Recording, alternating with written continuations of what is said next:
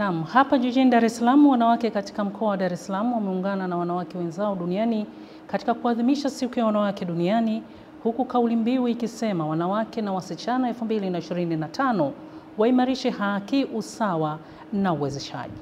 Hamis Suleiman ameandaa taarifa ifuatayo.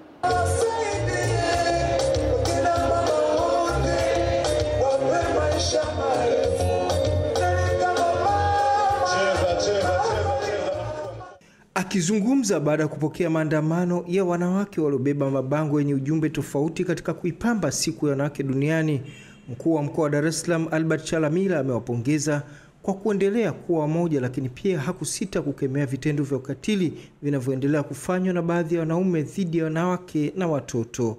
Mwanamke ni mbegu iliyobeba hatima ya taifa letu. Mwanamke ni tunu iliyobeba hatima ya taifa letu. Mwanamke ni chachu iliyobeba hatima ya taifa letu. Mwanamke ni faraja ndani ya familia. Mwanamke ni msuluhishi. Mwanamke amebeba mioyo ya huruma. Mwanamke ni mjenzi mpya wa taifa letu. Wanawake wameonyesha wana nguvu sasa hivi kiuchumi. Wanawake wameonyesha wana nguvu kijamii. Wanawake wana nguvu kisiasa.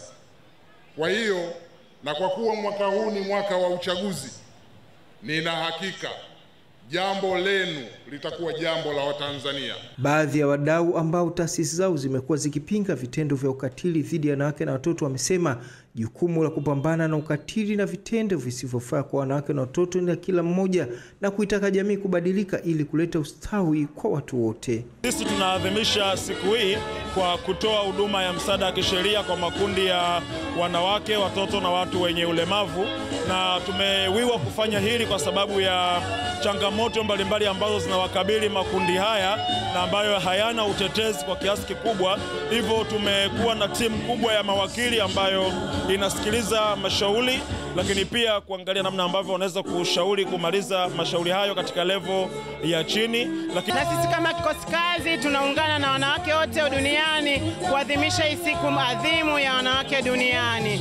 Majukumu yetu katika kikosi kazi ni kuhakikisha ulinzi wa mtoto dhidi ya usafirishaji haramu wa binadamu, na wanawake wamekuwa ni wahanga wakubwa sana dhidi ya usafirishaji haramu wa binadamu, na sisi kama kikosi kazi tunapambana sana kuweza kuzuia haya matukio ya usafirishaji haramu wa binadamu.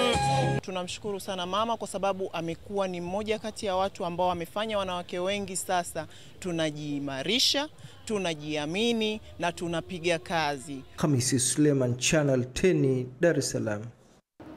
Huko mkoani Ruvuma, mkuu wa mkoa wa Ruvuma Kanali Ahmed Abbas Ahmed amewaasa wanawake wote wenye uwezo wa kujitokeza kugombea nafasi mbalimbali katika uchaguzi mkuu unaotarajia kufanyika Oktoba mwaka huu, pamoja na kuwachagua viongozi bora watakaowajali wanawake ambao pia watakuwa na uwezo wa kujiletea taifa